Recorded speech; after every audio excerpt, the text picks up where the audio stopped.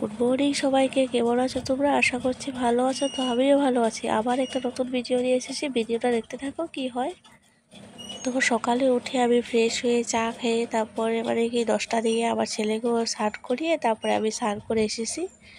প্রথমে আমার ছেলেকে আমি স্নান করিয়ে নিই, স্নান করে তারপরে আমি স্নান করে এসে তারপরে ওকে ঘুম পাঠিয়ে দিই। স্নান করলে ও ঘুমায় যায়, আর কিছু দিকদার নেই। তো আমি সকালে সব বাসি কামগুলো সেরে তারপরে আমি স্নান করে নিই। রান্নাটা আমি স্নান করেই করি, তাই আমি স্নানটা করে আমার ছেলেকে ঘুম পাড়িয়ে তারপরে আমি রান্না করে যাই। আমি প্রথমেতে আমার ছেলের খাবারটা বানিয়ে তারপরে আঙ্কর জন্য বানাই। একবারে আমি বানাই, তো দুপুরে আর সকালে একবারে বসিয়ে দিই। তো ওই রান্নাটা দিয়ে সকাল আর দুপুর চলে আরও। আজকাল বেরোতে ছিল চাল কুমড়া ভাজি, তারপরে বাবা সকালে কাওয়াই মাছ আনিয়েছিল, তো কাওয়াই মাছটা অল্প রসা রসা করবো বলে তারপরে কচু আলু দিয়ে আমি কেটে দিয়েছি। কেটে দিয়ে ওখানে কচু আলু দিয়ে আমি মাছটা করব। তো আমি মাছটা আগে ভেজে দিয়েছিলাম, তো ওখানে সবজিটা ভালো করে মশলা দিয়ে লাড়া টাড়া করে তারপরে ওখানে আমি অল্প জল দিয়ে দিলাম, কারণ বেশি ঝোল বানাবো না, অল্প অল্প ঝোল দেবো, তার জন্য অল্প ঝোল দিয়েছি।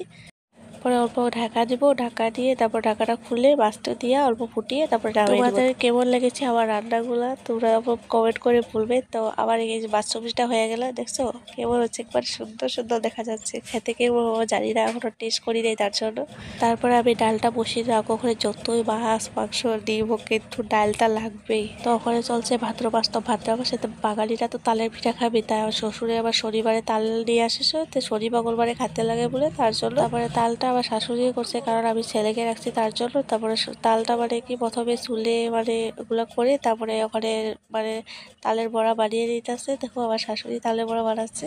তারপর সন্ধ্যার সময় চা করে সবাই মিলে আমরা বসে পড়েছি। দেখো কতগুলা হয়েছে, কারণ 2টা তাল না তার জন্য। তো আজকে আমরা সবাই মিলে তালের পিঠা খেয়ে নিলাম। তো আজকে আমি ভিডিওটা এখানেই শেষ করছি। কেমন লাগছে তোমরা বলো। তো বাই বাই, টাটা।